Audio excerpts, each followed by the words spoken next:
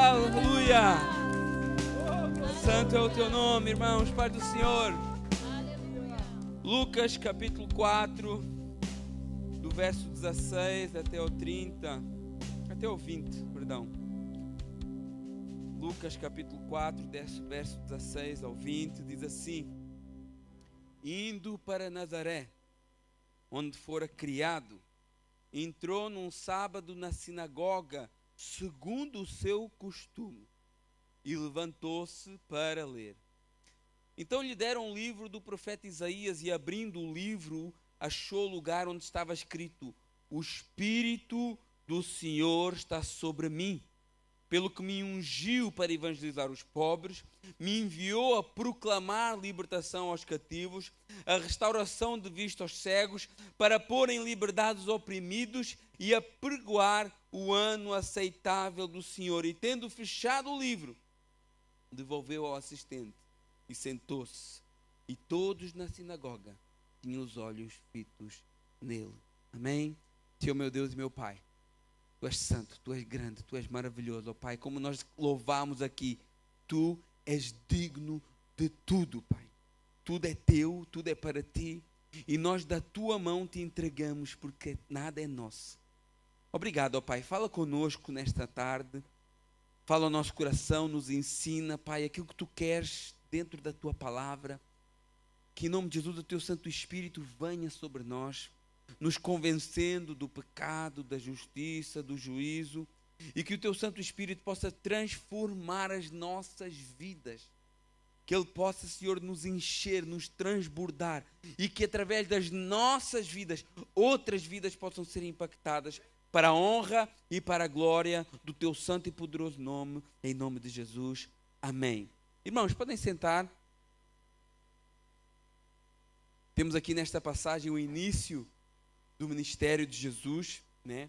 Depois do seu batismo e da tentação no deserto, Jesus dá assim início ao seu ministério. Obrigado. Dá assim início ao seu ministério. Nascido em Belém, como os irmãos sabem, devido a um decreto de recenseamento de César Augusto, que obrigou a família dele a voltar à sua cidade natal, depois refugiado no Egito por conta do massacre das crianças decretada por Herodes, e ainda criança volta a Nazaré, onde cresce submissa a seus pais, conforme o Evangelho de Lucas capítulo 2, verso 51. Depois de cerca de 30 anos, batizado por João, não para arrependimento dos pecados, mas para testemunho público da sua dedicação a Deus, filho amado de Deus, em quem o Pai tem prazer. No capítulo 4 de Lucas, verso 1, vemos um Jesus cheio do Espírito Santo, que foi guiado pelo Espírito ao deserto e guiado pelo Espírito no deserto também, por 40 dias, tentado pelo próprio Satanás. E assim como lá em Tessalonicenses, 2 Tessalonicenses 2:8 diz que o Senhor matará o iníquo com o sopro da sua boca, no deserto ele venceu Satanás pela palavra da sua boca. Semente da palavra, somente a palavra de Deus foi suficiente para vencer o inimigo. Que poder há nesta palavra? E se o mundo soubesse o poder que há na palavra de Deus? Porque tudo passa. O mundo passa, as vaidades passam, os bens passam, tudo vai passar. Mas a palavra do Senhor, ela permanece para sempre.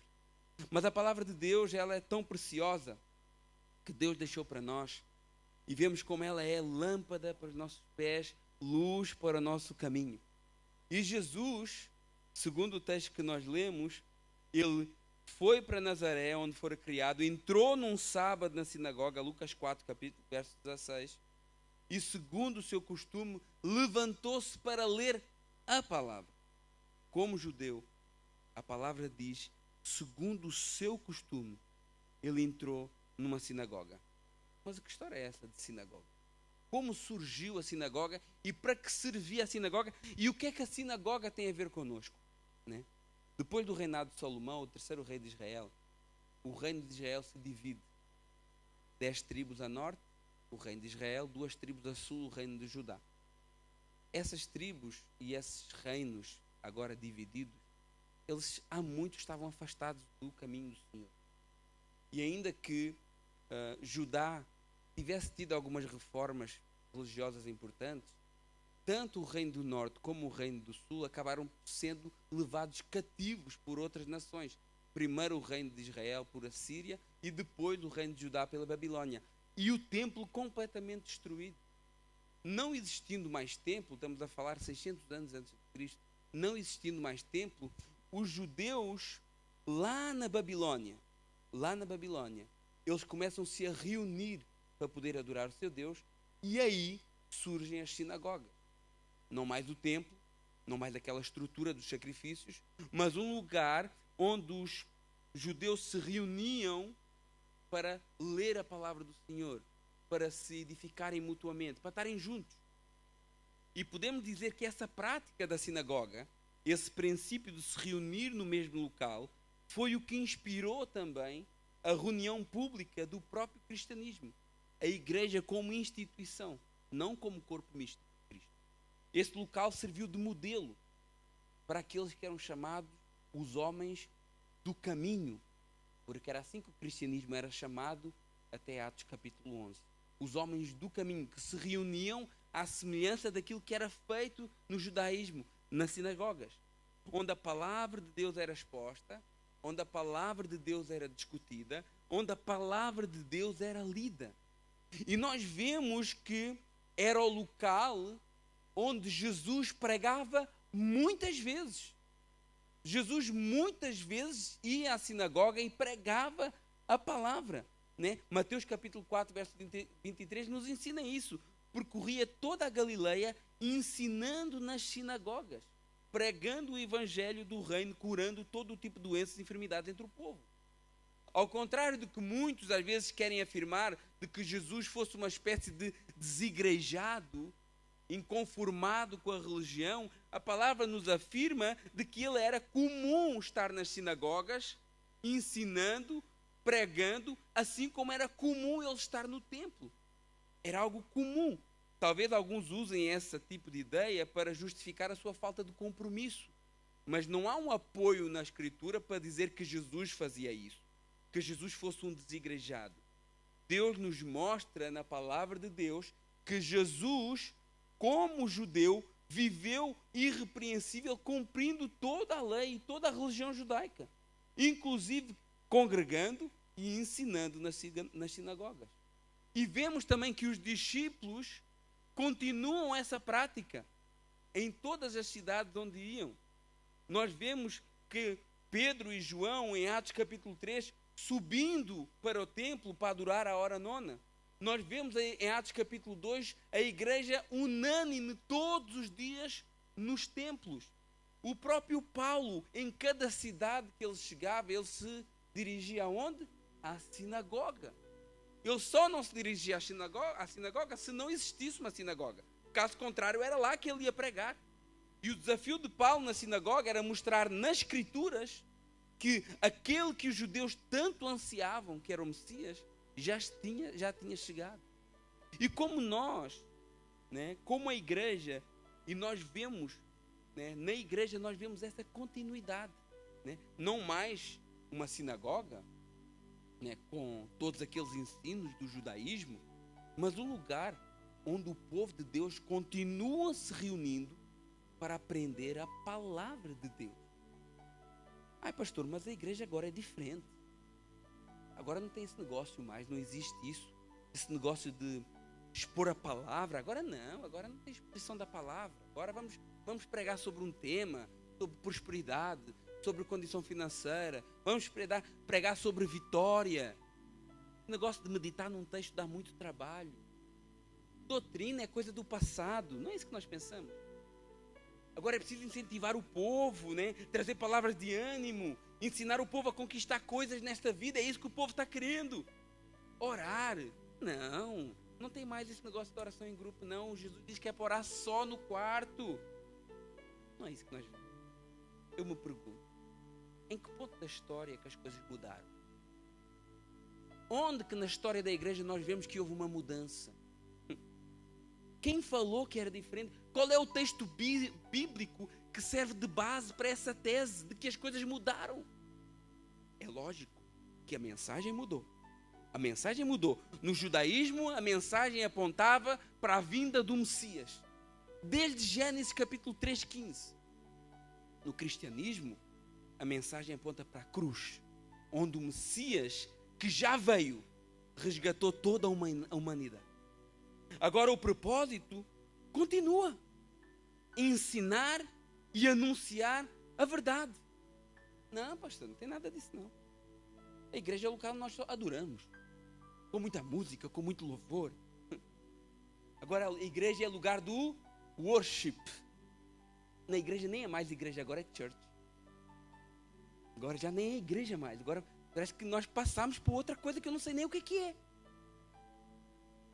E eu não tenho nada contra esses nomes ingleses. Nada, tranquilo, para mim é pacífico.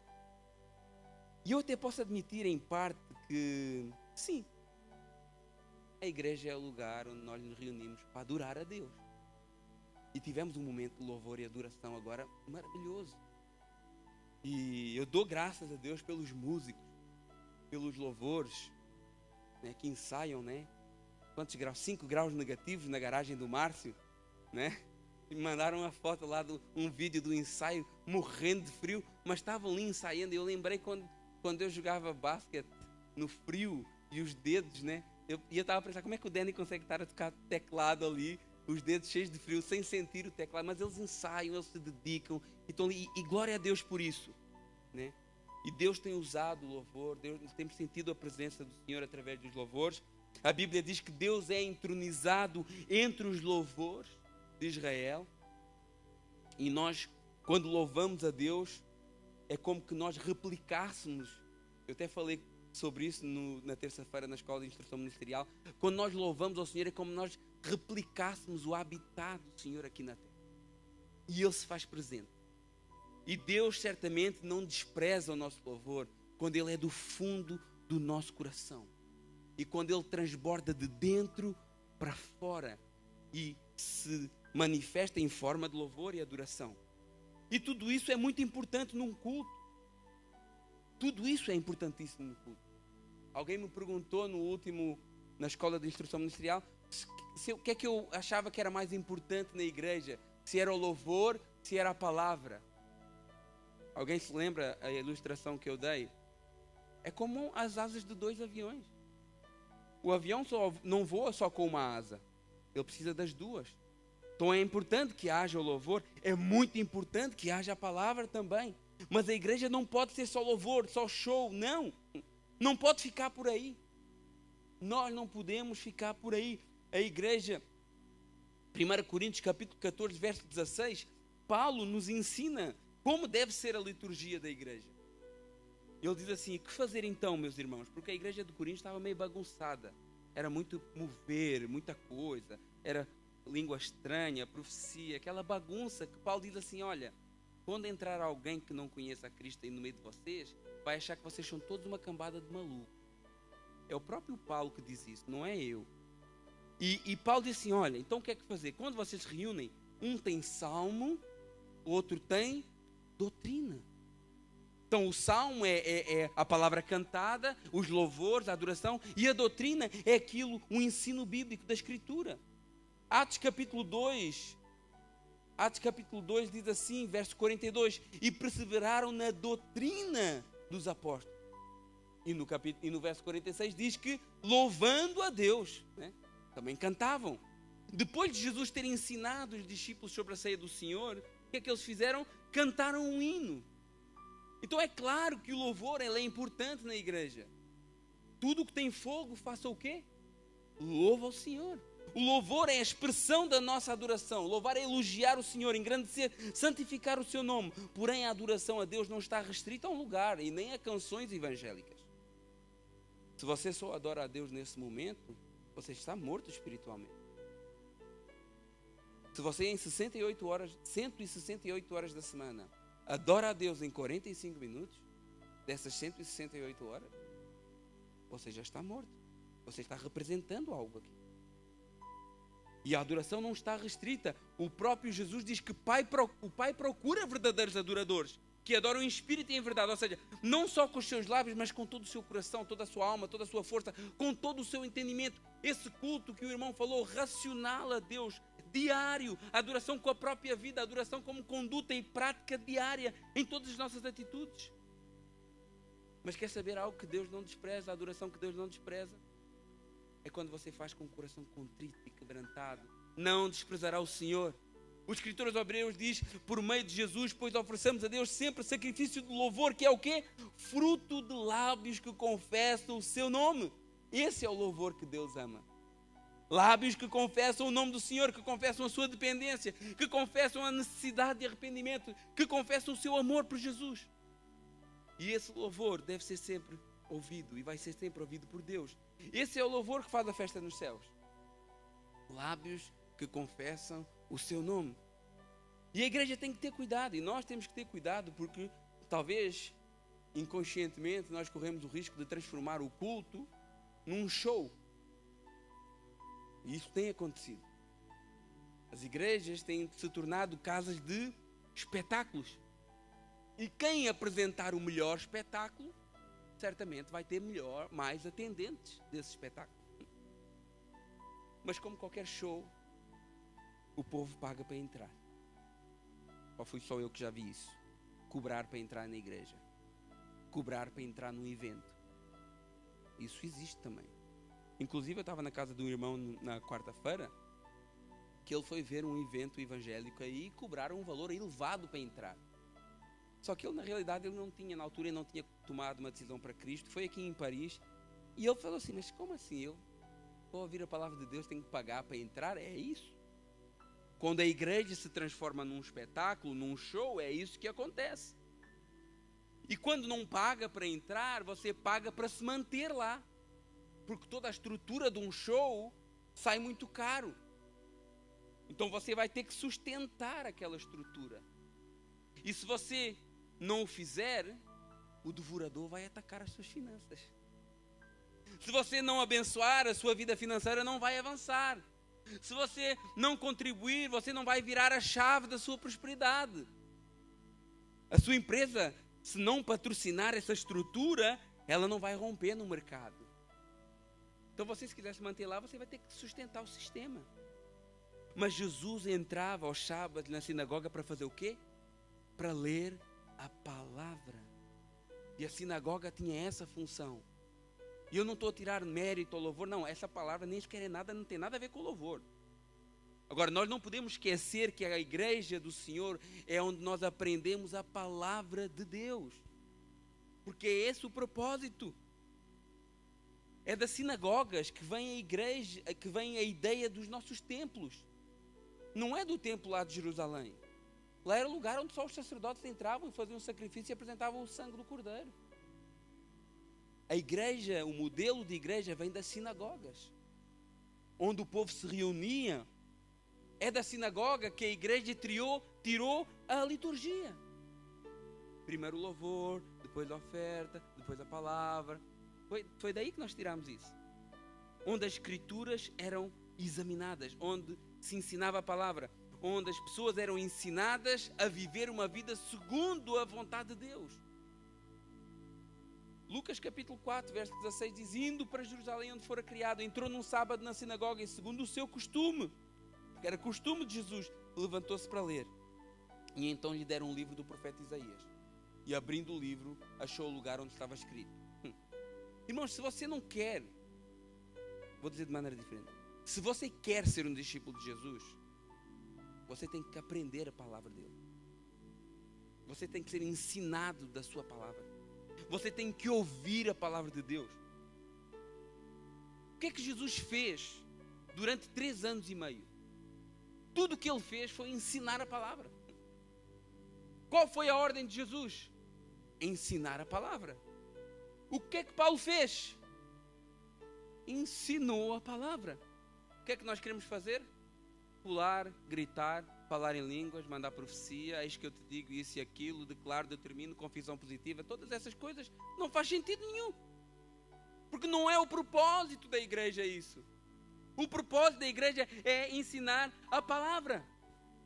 cultos avivados, né? E com o suposto agir do Espírito Santo. Mas aí Cristo vem e diz assim: mas o Consolador, o Espírito Santo, que o Pai enviará em meu nome, Ele, Pai, fazer o quê? Ensinará a vocês. Mas nós queremos pular e gritar, rebolar no chão, trepar a parede. Mas a Bíblia não fala isso. Em lado nenhum da Bíblia diz que esse é o agir do Espírito Santo na vida de um crente. Em lado nenhum. Não tem essa história na Bíblia. O que tem na Bíblia é um povo que se sentava aos pés de Jesus para ouvir a sua palavra e para aprender. Isso é o que tem na Bíblia. O que tem na Bíblia é pessoas sendo transformadas pelo poder da palavra de Deus.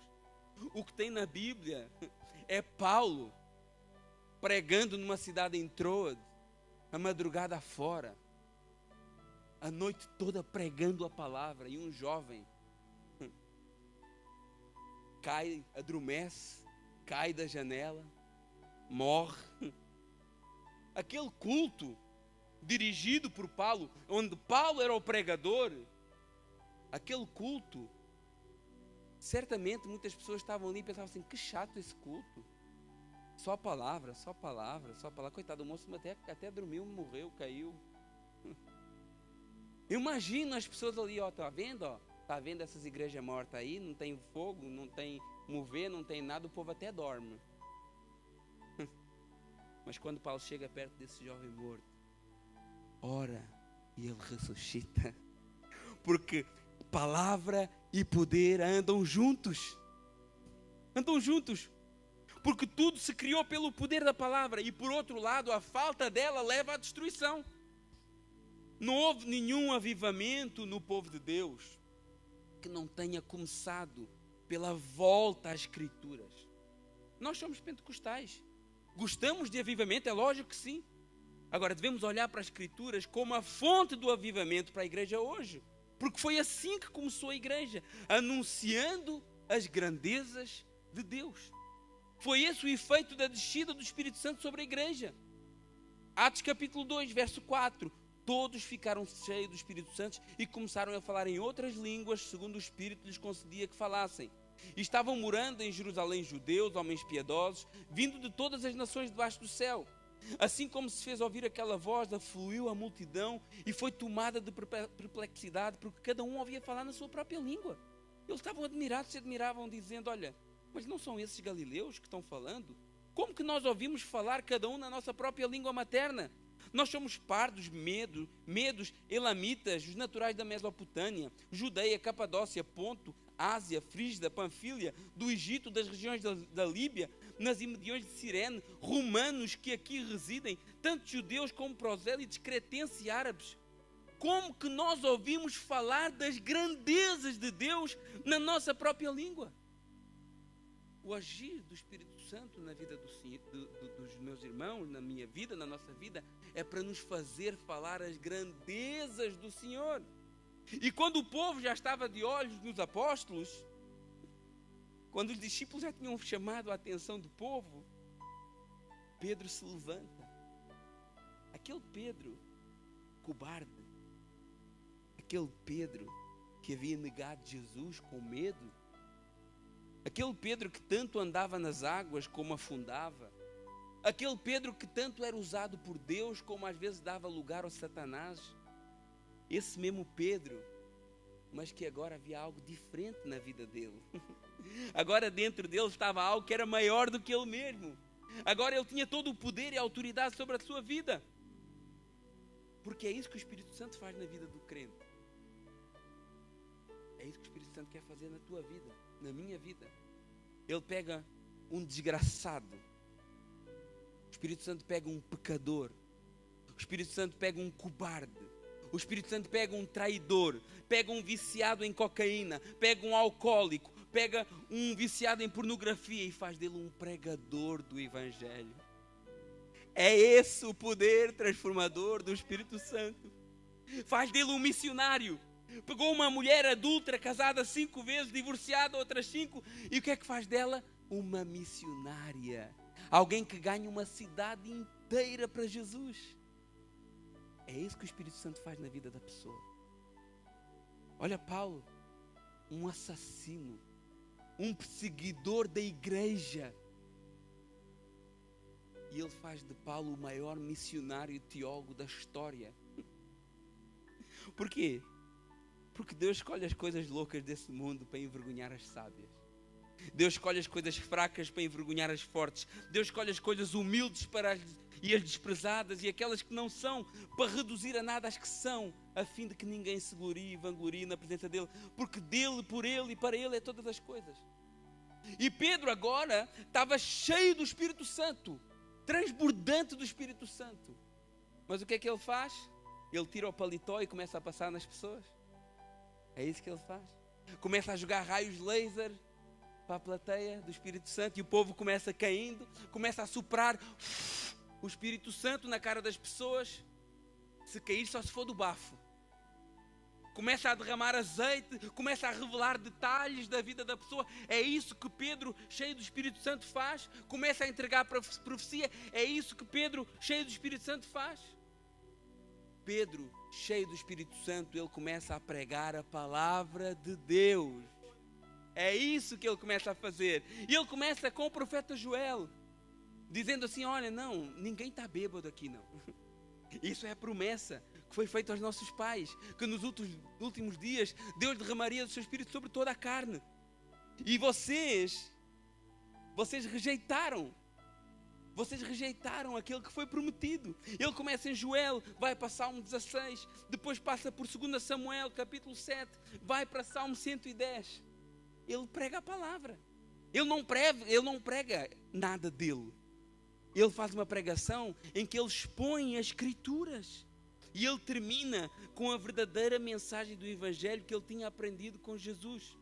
Arrependam-se e cada um de vocês seja batizado em nome do Senhor Jesus para a remissão dos seus pecados e recebam o dom do Espírito Santo, porque a promessa é para vocês, para seus filhos, para todos quantos estão longe, isto é, para todos aqueles que o Senhor nosso Deus chamar. E essa pregação acaba com 3.000 almas se rendendo aos pés do Senhor.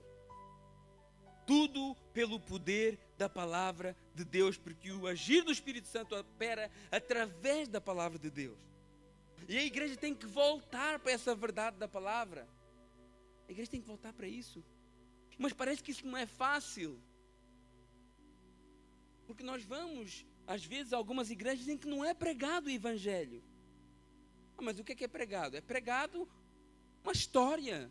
É pregado um método. Mas não é pregado o Evangelho. O Evangelho é porque eu sou um condenado à morte, o pecado de Adão contaminou toda a humanidade estava com dívida, separada de Deus, Jesus se fez homem, morreu pela humanidade e hoje eu tenho acesso a Ele. Esse é o Evangelho. E um dia vem buscar a sua igreja. E tudo que não passar por aí pode ser outra coisa, mas não é Evangelho. Pode ser uma boa palestra motivacional, pode ser algo que até possa fazer bem às pessoas em termos de sucesso profissional. Ok, está tudo certo, mas Evangelho é o que salva e é o que liberta. E é tão difícil hoje nós encontrarmos a palavra do Evangelho. Tem um indivíduo do século XVII que diz assim: na igreja primitiva, quando se pregava a verdade, as pessoas mudavam de vida. Hoje, quando se prega a verdade, as pessoas mudam de igreja. E isso nunca foi tão verdade. Isso era uma verdade no século XVII e nunca foi uma verdade tão forte hoje. E Paulo, há 2000 anos atrás, já dizia, olha, vai haver um tempo em que não suportarão a sã doutrina. Pelo contrário, vão se cercar de mestres segundo as suas próprias cobiças. Porque vão ter coceira nos ouvidos e vão recusar ouvir a verdade e vão se entregar a fábulas. Mas nós pregamos a palavra de Deus. E eu sei que existe um remanescente sedento pela palavra genuína.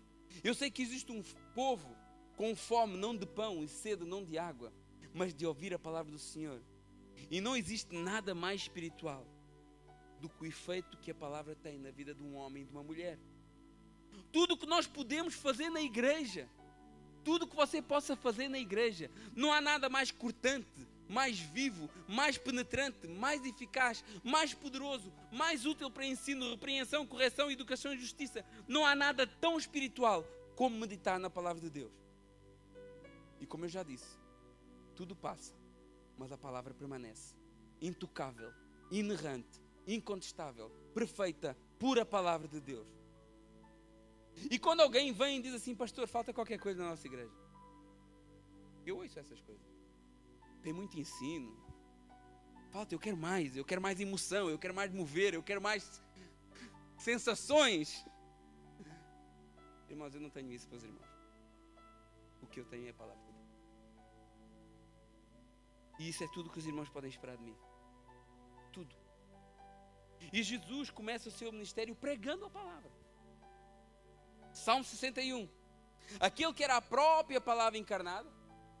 João capítulo 1, verso 14 diz: e a palavra se fez carne e habitou entre nós, cheio de graça e de verdade, e vimos a sua glória como a glória do unigênito do Pai. Jesus começa a ler um texto que falava dele mesmo.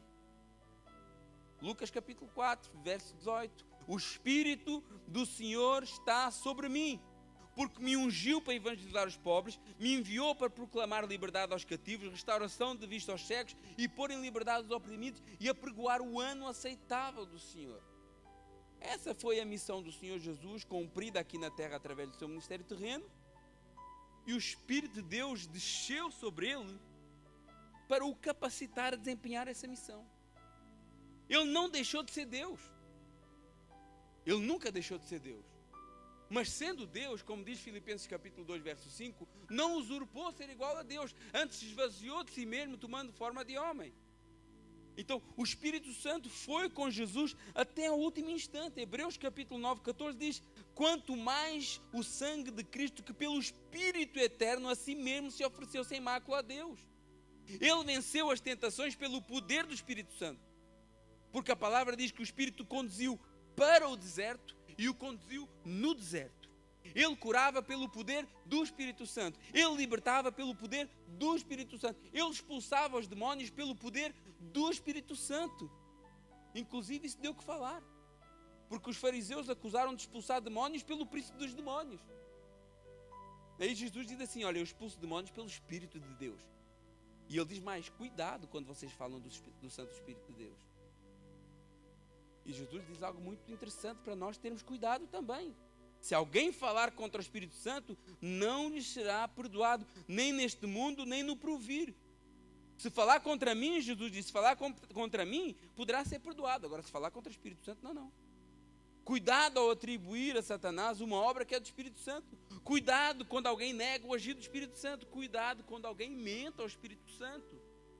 Nós temos esse exemplo na palavra, Ananias e Safira. A palavra diz que o Espírito Santo tem ciúmes. A palavra diz que o Espírito Santo fica triste conosco. Mas a palavra também diz que o Espírito Santo intercede por nós com gemidos inexprimíveis. Porque Ele nos traduz para Deus. Porque nós nem orar sabemos. A palavra diz que nós nem orar sabemos. E o Espírito Santo é o tradutor por excelência. Porque às vezes a gente pede coisas para Deus que nem é aquilo que nós queremos, mas não estamos a falar, às vezes, na perspectiva da nossa dor. E o Espírito Santo vai lá: não, Deus, não é isso que Ele está querendo dizer, Ele está a falar na perspectiva da dor, o que Ele quer dizer é isto e aquilo. Porque o Espírito Santo nos traduz para Deus, porque nós não sabemos como orar como convém. Não é isso que a palavra do Senhor diz? O Espírito Santo traduz-nos para os homens. Porque às vezes eu não entendo o irmão, e ele não me entende a mim. E eu peço: Espírito Santo, me ajuda a entender aquele irmão. Me ajuda a ver as coisas na perspectiva dele. E é isso que o Espírito Santo faz também. Ele nos traduz uns para os outros. E o Espírito Santo traduz Deus para nós também. Porque quantos de vocês já tiveram essa experiência de ler a palavra do Senhor e não entender nada? Eu já li a palavra antes de ter aceito Cristo como meu Senhor e Salvador. E eu olhava e não entendia nada. E eu falava assim: mas eu não entendo nada da palavra, é muito complicado. E hoje nós, com o poder do Espírito Santo sobre a nossa vida, a gente olha para a palavra e somos transformados, e entendemos e fala conosco, porque o Espírito Santo também traduz Deus para nós. A palavra do Senhor diz que o Espírito Santo confirma em nosso espírito que somos filhos de Deus. Porque às vezes você possa ter alguma dúvida: será que eu sou filho de Deus? Mas o Espírito Santo diz que Ele confirma, Ele nos dá essa certeza. A palavra diz que nós somos batizados pelo Espírito Santo no corpo de Cristo. O que é que isso significa? A palavra batizado é mergulhado. Então, o Espírito Santo pega em nós, eu aceito a Cristo, Ele pega em nós e nos mergulha no corpo de Cristo. Todos nós.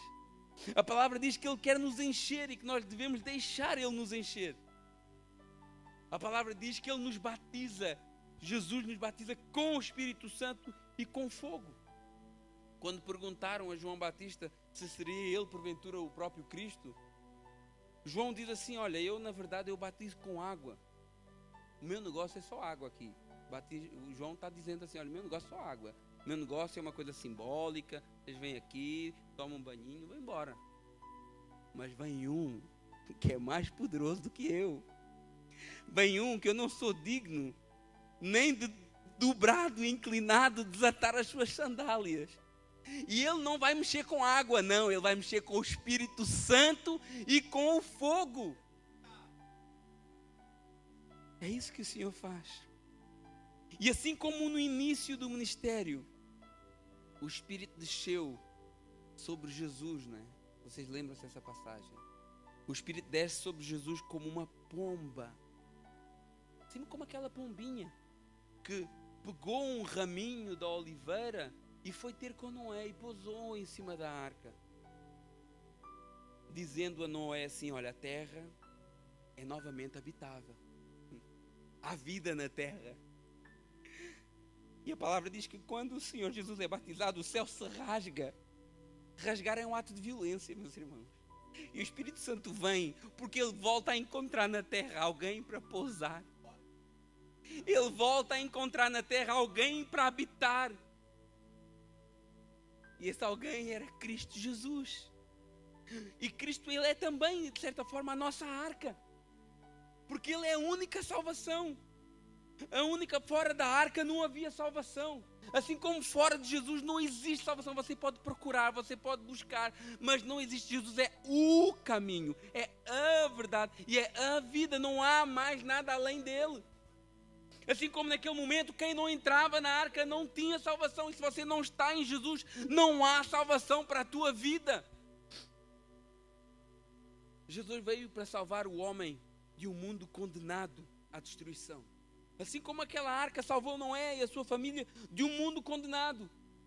E todos que entraram nessa arca, que é Jesus, um dia estarão num novo céu e numa nova terra. Assim como Noé saiu da arca e encontrou tudo novo para ele poder desfrutar com a sua família. Assim como o arco celeste, ou o arco-íris, era um sinal da aliança entre Deus e os homens, o sangue de Cristo passado no seu coração é um sinal da sua aliança com Deus. Da sua aliança. Você passa o sangue de Cristo. A palavra do Senhor diz: olha, eu vi uma grande multidão. E João perguntou: quem são? E disseram: esses são os que vêm da grande tribulação. Eles lavaram as suas vestiduras e eles as branquearam no sangue do Cordeiro. Irmãos, Cristo fez tudo o que era necessário. Toda a iniciativa foi dele. Tudo ele completou. Nós, pela graça de Deus, temos acesso a esse sangue que nos lava de todo o pecado. A palavra do Senhor diz assim: tendo, pois, ousadia para entrar no Santo dos Santos, pelo novo e vivo caminho que Ele nos abriu, pelo seu corpo, pelo véu que Ele rasgou. Jesus fez tudo. Esse mesmo Espírito Santo, assim como aquela pomba lá na arca, um dia foi pousar noutro lugar e não voltou. No batismo de Jesus, temos o Espírito Santo pousando no corpo de Jesus.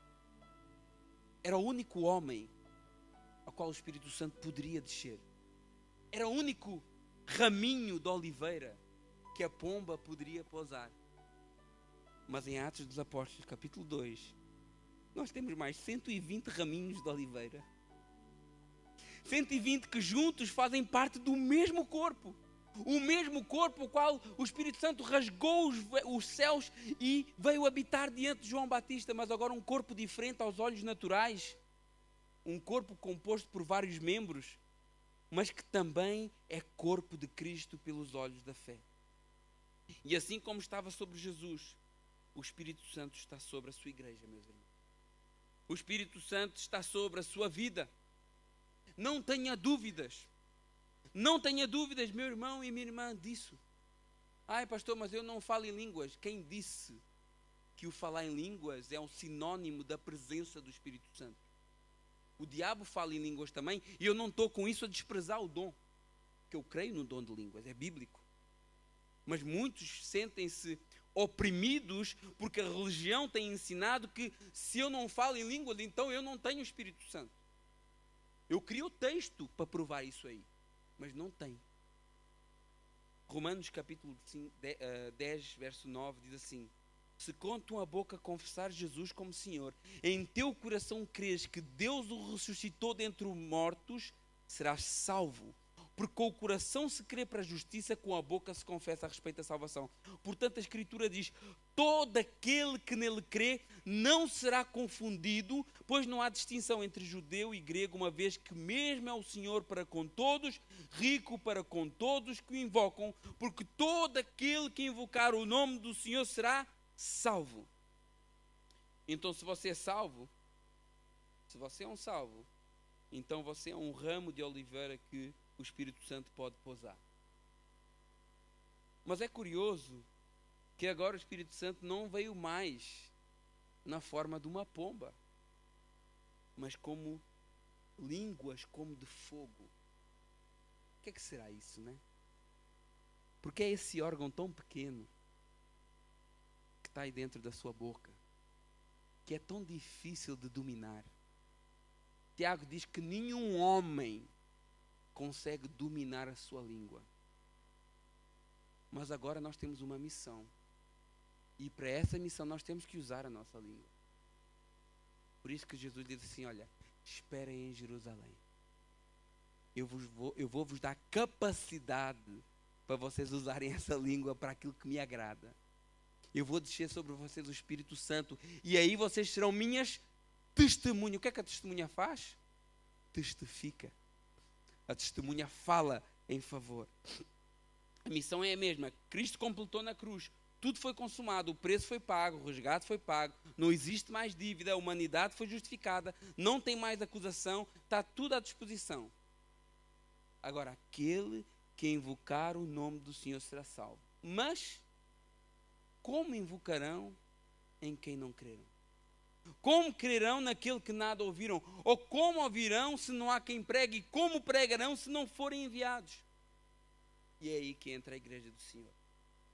Evangelizar os pobres, proclamar libertação aos cativos, restauração de vista aos cegos, pôr em liberdade os oprimidos, apregoar o ano aceitável do Senhor. E tudo isso implica falar, tudo isso implica usar a nossa língua. Essa mesma língua que Tiago diz que nenhum homem consegue domar, é essa língua que o Espírito Santo vai queimar para anunciar a sua palavra. E Deus está levantando, e eu creio, homens e mulheres no nosso meio, ardendo para pregar a palavra do Senhor. Deus está preparando pessoas cheias do Espírito Santo, que entenderam a simplicidade do Evangelho, que não se deixaram corromper por esse falso Evangelho que é pregado. Pessoas que amam a sua palavra, pessoas que amam Jesus, para cumprir essa missão. Verso 20 diz assim: tendo fechado o livro, devolveu ao assistente, sentou-se, todos na sinagoga tinham os olhos fitos nele. Irmãos, esteja preparado. Nesse mesmo dia que Jesus pregou, e que a palavra diz que todos se maravilharam, e todos tinham os olhos fitos nele, poucos minutos depois, queriam empurrá-lo de um precipício para o matar. Uma das coisas que eu amo em Jesus é que Ele nunca nos escondeu nada.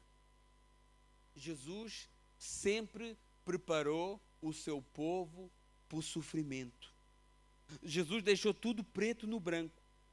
Muitos rejeitarão a sua pregação. Muitos rejeitarão as suas palavras. Muitos vão te trair. Muitos vão te perseguir. Essa é a promessa que está sobre as nossas vidas. 2 Timóteo 3:12 diz: todos os que querem viver piedosamente em Cristo Jesus serão o quê? Perseguidos. Não existem ilusões. E muitos têm iludido o povo com promessas por conta própria, prometendo para as pessoas aquilo que Jesus não prometeu. Mas eles têm sempre uma boa desculpa. Não, você não está sacrificando o suficiente. Você não fez a campanha como deve ser. Você não foi fiel. Você não está a cumprir. Porque se você fizer tudo certinho, bonitinho, como a religião manda, Deus vai ter que fazer. Deus não tem que fazer nada, meus irmãos. Deus não tem que fazer nada por nós. Ele já fez tudo o que Ele tinha para fazer na cruz do Calvário e colocou à nossa disposição a salvação. Agora, nós fomos ensinados que se nós fizermos a jogada certa, e nós vimos a igreja para resolver o nosso problema. Eu venho à igreja porque a igreja vai resolver o meu problema, né? Eu preciso de um trabalho, eu preciso de comida. A igreja tem, claro que a igreja também tem essa função. Não estou aqui a dizer que não. Tem uma responsabilidade social também. Mas não é isso. Não é só isso. Nós vimos para a igreja para nos preparar, para aprender a palavra, para aprender a verdade, para sairmos lá para fora e sermos testemunhos vivos desta palavra lá fora.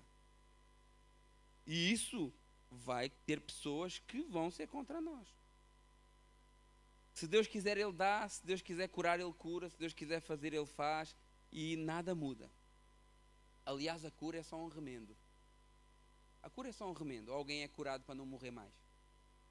Então a cura é só um remendo. A cura é só atrasar o irremediável. E claro que nós oramos por cura. Nós oramos por cura. Nós queremos que Deus pode curar. Mas se Deus não curar, Ele continua sendo Deus. Se Deus não fizer, Ele continua sendo Deus. Nós já orámos aqui e a irmã foi curada lá no Brasil. Já aconteceu. Mas Deus é soberano e Ele faz aquilo que Ele quer. E nós fomos ensinados a mandar em Deus. Se eu fizer as coisas direitinho, Deus vai fazer o que eu quero. Não. Deus não se sujeita à autoridade de ninguém. Deus não está submisso a ninguém. Agora, a igreja, sim, é submissa a Cristo. A igreja, sim, é submissa a Deus. E nós temos que andar segundo a palavra dEle. E não Ele segundo a minha palavra, como alguns ensinam. Determina, declara e Deus vai fazer. Não, então estamos a trocar os papéis aqui. Então é Deus que anda segundo a nossa palavra ou somos nós que andamos segundo a palavra dEle? Essa confissão positiva que é um cancro nas igrejas. E Deus é soberano. E o Senhor Jesus sempre nos preparou para perder. Sempre. Né? Aliás, para Jesus, perder é ganhar. Morrer é viver. Dar é melhor do que receber. Pouco com Ele é muito. A lógica de Jesus não é lógica humana. A lógica de Jesus não é a nossa lógica. E Jesus não caminha nos trâmites da religião. Jesus está fora disso tudo. E o que nos move é aquilo que João viu. E com isso eu termino. Apocalipse capítulo 21, do verso 1 ao 7. E João viu um novo céu e uma nova terra. Pois o primeiro céu e a primeira terra passaram, o mar já não existe. E vi a cidade santa, a nova Jerusalém, que descia do céu da parte de Deus, ataviada como noiva, adornada para o seu esposo. Então ouvi uma grande voz que vinha do trono, dizendo: Eis o tabernáculo de Deus com os homens, Deus habitará com eles, eles serão povo de Deus, Deus estará com eles, eles enxugará dos olhos de toda a lágrima, a morte já não existirá, já não haverá mais luto, nem pranto, nem dor, as primeiras coisas já passaram. E aquele que está sentado no trono diz: Eis que eu faço novas todas as coisas. E acrescentou: escreve, porque estas palavras são fiéis e verdadeiras. E disse ainda: tudo está feito. Tudo está feito. Eu sou o alfa, o ômega, o princípio e o fim. E eu, a quem tem sede, darei de graça da fonte da água da vida. E o vencedor herdará essas coisas, e eu serei Deus, e ele me será filho. Isso é o que nos move. A nossa recompensa não está em coisas terrenas e materiais. O nosso prémio não está aqui. A palavra do Senhor diz que se a minha confiança em Cristo se limita às coisas desta vida, eu sou o mais miserável de todos os homens. Porque se Jesus não te resgatou para teres uma boa vida aqui na terra, senão coitado daquele mendigo que estava lá com Lázaro né? Na realidade ele não estava com Lázaro. Lázaro estava num lugar de tormento e o mendigo estava ali num lugar de descanso. E Abraão diz assim, olha, este aqui teve uma vida miserável, mas agora está a ter o descanso que ele merece, né?